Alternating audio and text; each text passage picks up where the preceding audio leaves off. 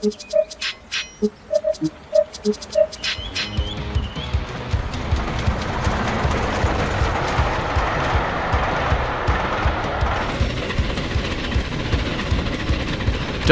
was keen to show his worth. He thundered along with Henry's goods trains,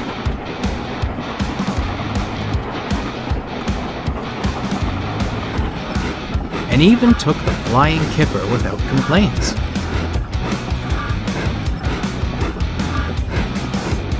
His trains were timely and orderly, for the trucks were too intimidating to attempt trickery. The engines were grateful for his help, and he proved to be good company in the shed, for all except one. "Had a good run today, Dudley?" asked Bear with a smile. "Quite," came the grunt of a reply, before he turned his attention to the others. Bear was no stranger to harsh treatment from steam engines. He knew of the damage done by previous diesels with far less class. Even so, Dudley was a tough nut to crack. Bear was restless that night. He kept thinking of how to prove himself a friendly sort. He glanced at the clock.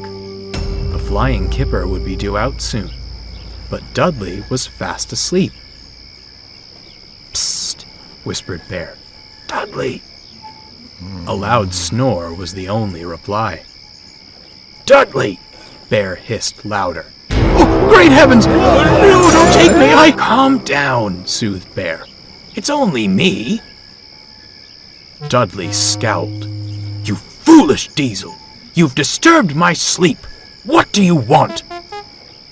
I wanted you to wake up," stammered Bear. "The kipper is due soon.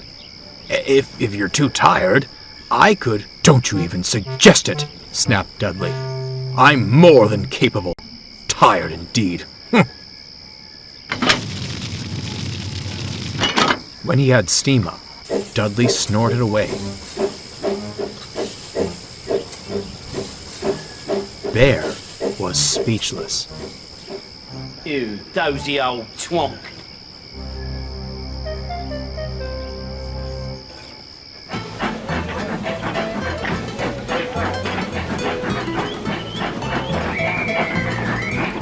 The next day, Dudley ambled to the yards.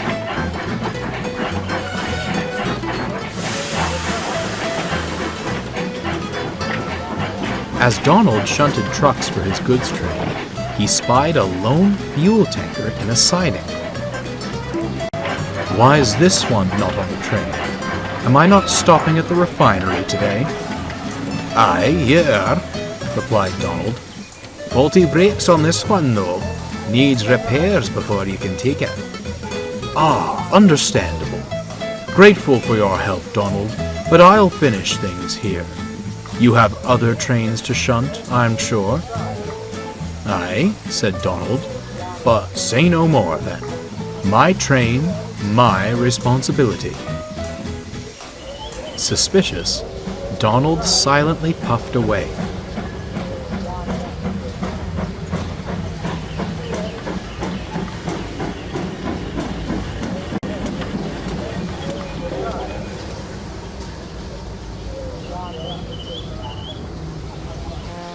Before long, Bear arrived at the station and found Dudley red-faced in a nearby siding.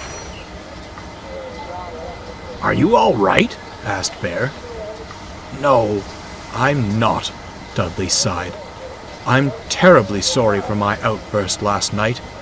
You were only looking out for me. It seems I need you to look out for me again. Could you take my goods train? I'm having steaming troubles." "Leave it to me," Bear smiled. "Thank you ever so much," Dudley grinned. "You are a good engine. You just need to fetch all the fuel tankers from the siding." Feeling much better, Bear ambled off to gather the tankers.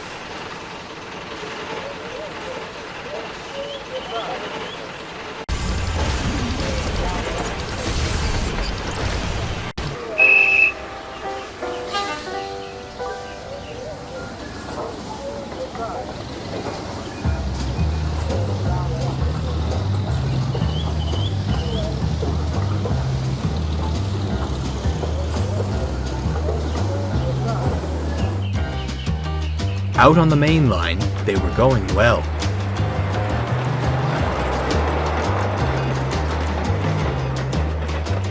Suddenly, Bear felt resistance. Smarten up back there, He growled to the trucks.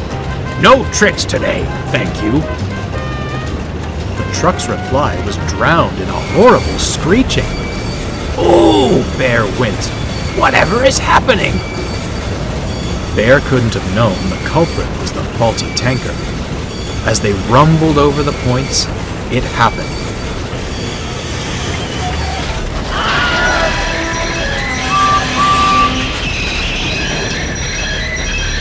Bear came to a sudden stop, and his driver looked back. "Caw," he said. "What a mess! We'll need..." Water! Fire! Fire! The fuel tanker was ablaze, and those behind it were soon engulfed. The signaler hurriedly phoned the fire brigade. To Bear, it was ages before the wail of sirens filled the air, and the blaze was under control. Later, Dudley arrived with the breakdown gang, an inspector, and the fat controller. It didn't take long to pinpoint the problem. The wheels on the fuel tanker completely locked up, said the inspector. I reckon that caused it to derail on the points, and sparks started the blaze. Hold on, said a workman. that tanker was in the out of use sign earlier. It wasn't to be touched. There, rumbled the fat controller. How did this truck become part of your train? I don't know, sir, stuttered Bear, quite shaken by the ordeal.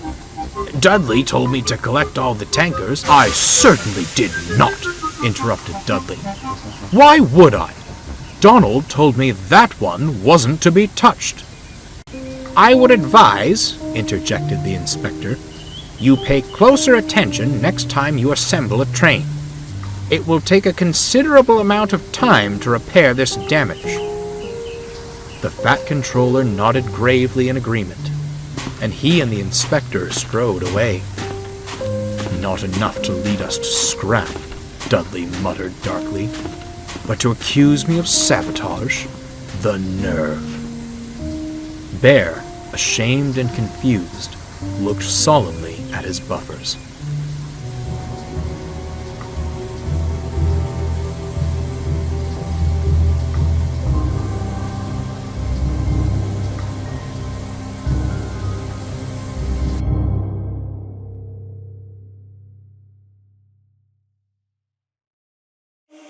Faded in this dark and smoky room, way out, face reflecting bright green, brights and blues.